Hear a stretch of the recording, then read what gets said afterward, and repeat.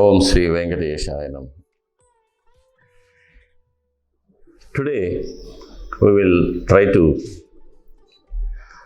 learn about God, the simplest word but the most mysterious.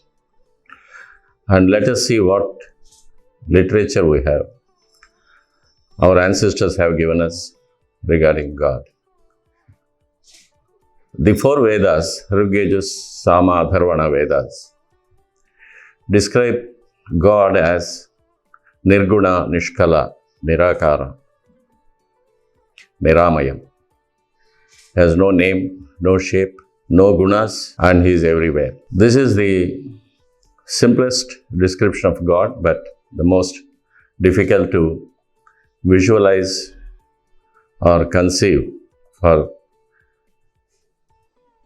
even the gods like Brahma and Indra, and the rishis like Vasishtha, Vishwamitra, Bharadwaja and Vaikhanasa, with all their yogic practices and tapasya powers. Sage Vaikhanasa, who is the alter ego of Vishnu, describes God as Vishnu. Vishnu is not a name, but an attribute. It is a character of the all-pervading, the universal energy, which is the creator, maintainer and destroyer of the multiple millions and billions of universes existing. Sage Vaikhanasa, who has been created by a deep contemplation by Bhagavan, Vishnu, gives us an analytical picture of God existing in multiple dimensions, and is simply as Para, Vyuha, Vibhava, Antaryami and Archavata. The first of the dimensions, the Para, is the most difficult to reach even for gods like Brahma, Indra and Agni. Here, the creator of the multiple universes reclines on a serpent called Ananta and Adisesha in the Milky Ocean. This Milky Ocean is nothing but a primordial soup with all the ingredients, the elements, the metals, non-metals,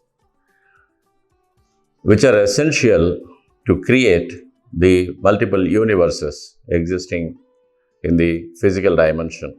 And the serpent on which the God is reclining is called Ananta, representing the unending time factor, the past, the present and the future. So, God is in charge of all the raw material for creating the multiple universes, and the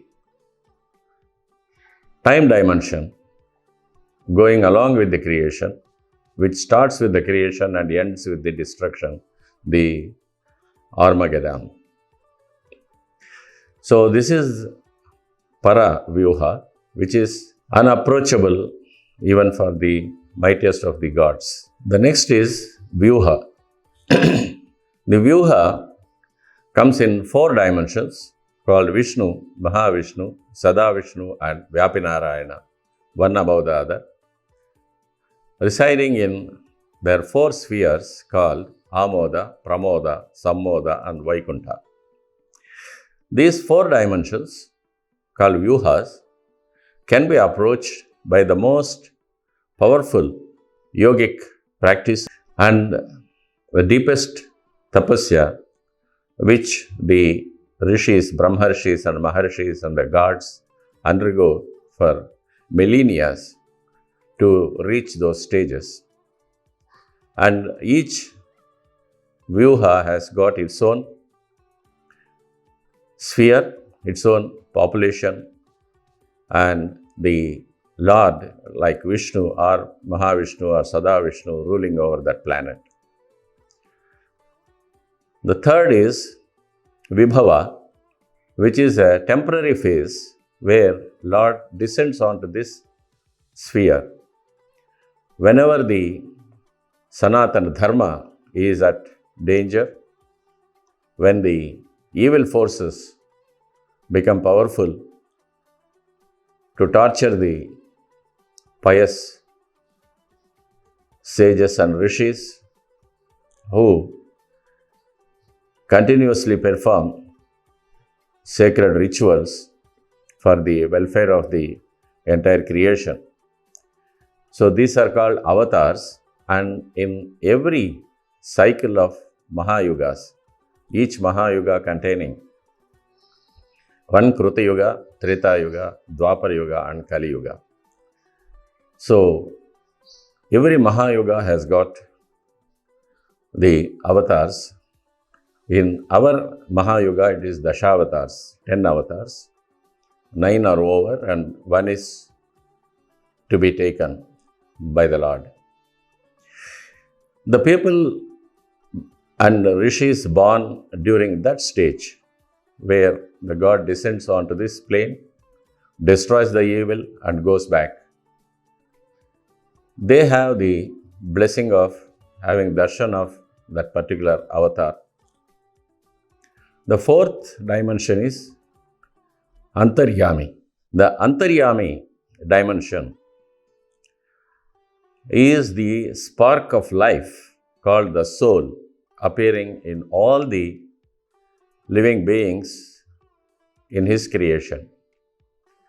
It runs the physical life of that creature, decides the karmas, the positive or negative karmas it performs during that lifetime, and decides the fruits of those karmas in the next birth that creature takes.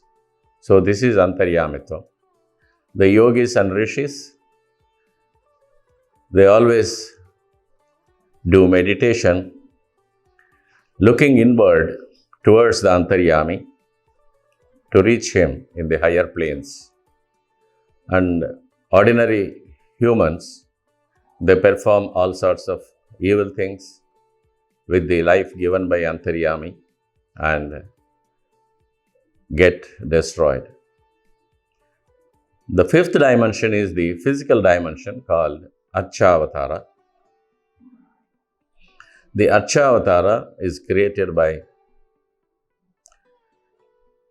God Himself when He decides to descend onto this planet where human beings are existing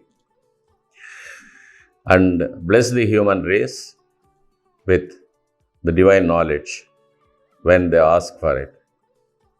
Sage Vikhanasa describes this Archavatara as the God in the physical form. It is the basis of idol worship with the purpose of understanding God in the most familiar form for the human beings in their own image, the human form. Of course, with some superhuman characters like 4 hands and the weapons the Lord wears to destroy the evil forces. The main idol called Dhruvabera, which is standing about 9.5 feet tall in the sanctorum of Tirumala temple, is the Archavatara as per Vikhanasa's texts. He is there to bless the devotees with whatever they request for, and their requests and their priorities are decided by their own karmas. Almost all of them request for worldly pleasures, physical comforts, and all sorts of petty things. But the realized souls, when they visit the temple, they ask for His presence, to be at His feet eternally. This is called moksha. So, whenever a devotee enters the temple and takes darshan of the Lord in the sanctum sanctorum, he should ask for the eternal things like divine knowledge and the presence at His feet, and not for temporary comforts or pleasures or materialistic things.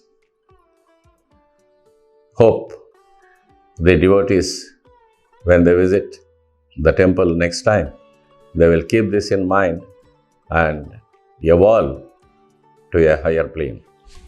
Om Sri Venkateshaya Namaha.